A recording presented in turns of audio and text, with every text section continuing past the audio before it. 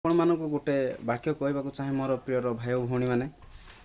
ଗୀତ ସଂହିତା 145:18ରେ ଲେଖାଯାଏ, ସଦାପ୍ରଭୁ ଆପଣା ନିକଟରେ ପ୍ରାର୍ଥନାକାରୀ ସତ୍ୟ ଭାବରେ ପ୍ରାର୍ଥନାକାରୀ ସମସ୍ତଙ୍କର ନିକଟବର୍ତ୍ତୀ ଅଟନ୍ତି। ହାଲେଲୁୟା।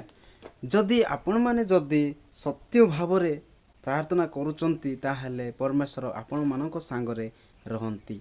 ଯଦି ଆପଣମାନେ ଯଦି ସତ୍ୟରେ ଯଦି ଆପଣମାନେ ପ୍ରାର୍ଥନା କରୁନାହାନ୍ତି ତ କୁପଟେ ପରମେଶ୍ୱର ଆସିବ। ସେଥିପାଇଁ ମୁଁ କହିବାକୁ ଚାହେଁ ମୋର ପ୍ରିୟର ଭାଇ ଭଉଣୀମାନେ, ଯେତେବେଳେ ଆପଣମାନେ ପ୍ରାର୍ଥନା କରୁଛନ୍ତି ବା ବାକ୍ୟ ପଢ଼ୁଛନ୍ତି ସେତେବେଳେ ଆପଣମାନେ ବିଶ୍ୱସ୍ତତାରେ ଆପଣମାନେ ପ୍ରାର୍ଥନା କରନ୍ତୁ, ତାହେଲେ ଆପଣମାନଙ୍କ ସାଙ୍ଗରେ ପରମେଶ୍ୱର ରହନ୍ତି। ଯଦି ଆପଣମାନେ ଯଦି ବିଶ୍ୱାସରେ ପ୍ରାର୍ଥନା କରିପାରିବେ ନାହିଁ ତାହେଲେ ତ ପରମେଶ୍ୱର ଆପଣମାନଙ୍କ ସାଙ୍ଗରେ ମଧ୍ୟ ରହିପାରିବେ ନାହିଁ। ସେଥିପାଇଁ ମୁଁ କହିବାକୁ ଚାହେଁ ମୋର ପ୍ରିୟର ଭାଇ ଭଉଣୀମାନେ, ଆପଣମାନେ ଯେତେବେଳେ ପ୍ରାର୍ଥନା କରୁଛନ୍ତି ସେତେବେଳେ ଓନ୍ଲି ପରମେଶ୍ୱରଙ୍କୁ ଧ୍ୟାନ ଦେଇ ଆପଣମାନେ ପ୍ରାର୍ଥନା କରନ୍ତୁ।